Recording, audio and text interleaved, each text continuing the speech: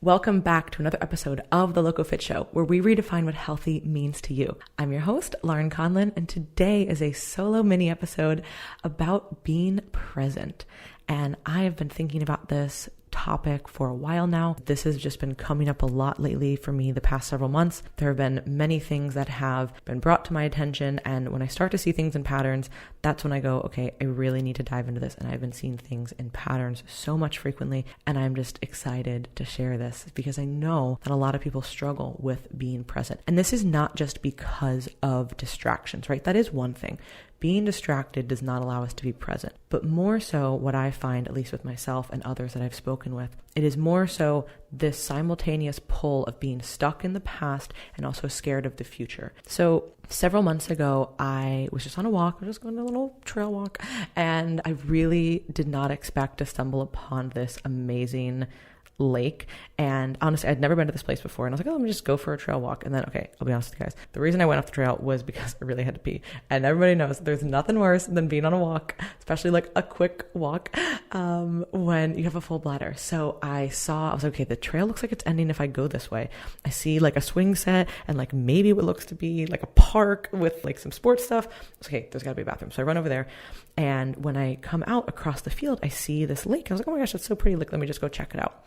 And I walked up. I will try to see if we can like overlay the video here. Literally one of the most gorgeous places that I've ever seen. It was just an absolutely perfect day. Like, it was a May morning, so the air was still crisp, but it was warm. And I had this full like 180 view. There was a little dock, and then there was this perfectly still water that looked like glass. Lily pads, tall trees, clear sky. Like, I mean, it was out of a fucking movie gorgeous, you guys. And what I thought was going to be like an exercise walk turned out to be kind of like a stroll / meditation, because it was just so drawn to be there. Not going to lie, it was definitely an eyes open meditation because there was a huge alligator. And I was like, listen, the one time I'm present and meditating and like at peace with nature, I get fucking eaten by an alligator. So I, had the eyes open meditation. But after that day, I put up this poll on my Instagram, and I wanted to share some of these things with you guys. So first I asked the question, do you struggle with being present in your life? And 87% of people on my Instagram poll said yes. And to be fair, I thought it would be around that. At least 85% is what I was thinking. So that was, on point. The next question was, if yes, would you say it's more because being stuck in the past, which was 6%, being anxious about the future, 48%, or both, 46%. And like I said, a lot of people have this interplay of being stuck in the past while also being anxious about the future. And I'll touch up more on that in a moment. And the last question that I asked was, what tools have you found to help you become more present? 55% of people said walking, 15% said meditation, 15% said journaling, and then my other option was I haven't tried any of these, and that was also 15%. So I thought that was a really powerful poll as well, because it really speaks to the fact that, most people are, looking at tools and ways to do this, but some people still aren't.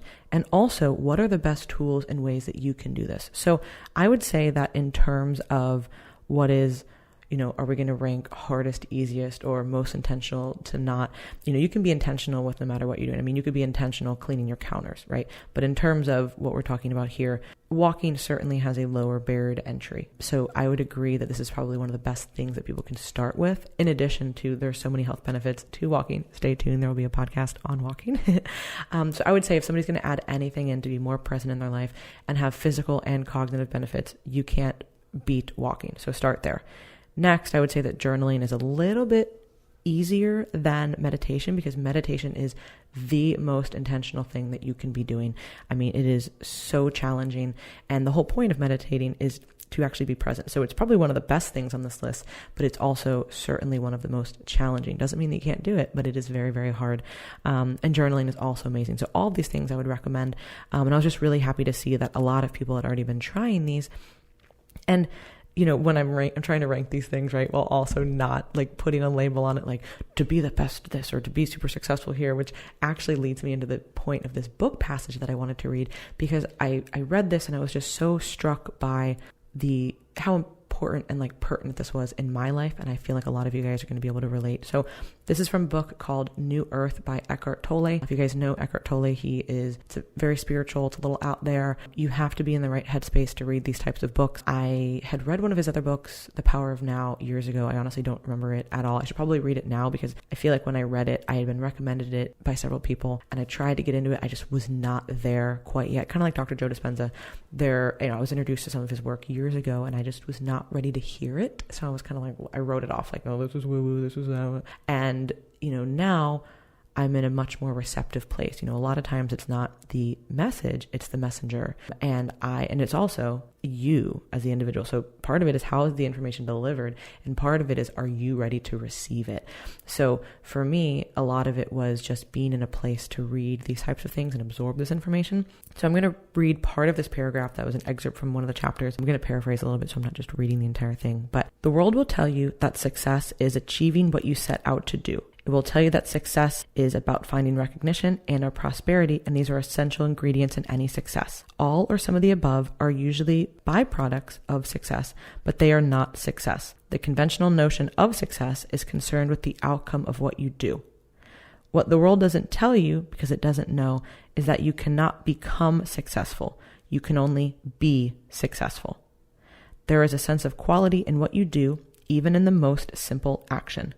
Quality implies care and attention, which comes with awareness. Quality requires your presence. And that just really, really struck me of the idea about, instead of looking at it as becoming successful, as in you can just be successful, and really focusing your attention on the quality and your intention of what you can do and simply being present in the moment. And we all hear these things like focus on the present moment. All you can control is this present moment. I mean, I hear this shit on Sam Harris in my ear all the time, waking up app, meditation, all this stuff, right? We read these things. We see them. We intuitively know this. All we can control is this present moment. But it is so hard for us to do that. And for a lot of us, at least I'm speaking for myself here, and I'm sure some people can relate, when you're very goal-oriented and task-driven and have a lot of goals and you want to work towards things, hearing these types of things can be very like, oh, well, that's just not working hard, or that's taking the easy route. When in reality, it's actually taking the harder route. Focusing on the present moment does not mean that you're not in the pursuit of goals. It's literally quite the opposite, because once you are so strapped down to being so scared of your past failures and you're so focused on being overwhelmed and the anxieties of the unknown in the future, you're now not able to operate and do anything productive. So you're actually not able to do anything in the present moment, and you're not able to achieve any of the goals that you've set out to do, because you are literally stopping yourself from being successful. And I have done this for so many years of my life, and I will probably continue to do this in some capacity, right? I'm not saying that, in a few months I've figured out how to be completely present and I'm never worried about things that happened in my past, and I'm never worried about what's going to happen in the future. Of course not. And the past and the future are also incredibly important, right? We need future goals to guide us, to give us direction, to give us meaning. And we also need to examine our past failures and our experiences and what we've gained from that and how we can apply it moving forward. But truthfully, the only thing that we can do is to be present. If we can give ourselves to the present moment and we can give quality intention to every single thing that we do, that is how we are going to be successful in however you deem success. Because I could line up 10 different people and we would all have a different view of success. But I would say that everybody has this innate desire to be better, right? We all want to be better in some capacity. That capacity is going to look different for everybody, but we have to focus ourselves back to the present moment in order to do that. So for me, I would say that the best way to do this is simply developing and curating this awareness, right? Anytime I find myself getting overwhelmed, it's so easy to be like, oh my gosh, 2 or 3 things spiral out of control. When in reality, if we take a step back and we say, okay, what is actually bothering me? What is actually going on here? Okay, wow, it's like 2 things, it's 3 things. Can I tackle one of those today? What can I do here? Okay, I know exactly what I need to do. The next 3 action steps, I know what to do. I'm going to focus on the first one in front of me, I'm going to do that to the best of my ability. I'm going to be intentional about that. And then I'm going to move on to the next thing. So I think a lot of it is just simply having the awareness that you're being drawn out of the present moment is first and foremost. And then second, finding the tools that allow you to be more present, whether it's walking or meditating or journaling or anything of the sort. I find that all of those things can really, really help, especially, like I said, walking, because there are definitely these other cognitive benefits. And it just allows me to like work things out in my head a lot better. And it also is like this slight physical release, which is really, really nice as well, because sometimes when we are, especially when we're feeling anxious, we can just be agitated. So I find that light movement can really help. For some people, it's music. For some people, it's starting to dance. For some people, it's just getting outside and sitting in the sun for a few minutes. Whatever it is for you, help ground yourself to be more present. It might be 3 deep breaths. That's all that you need to do to reconnect. So find what tools work for you,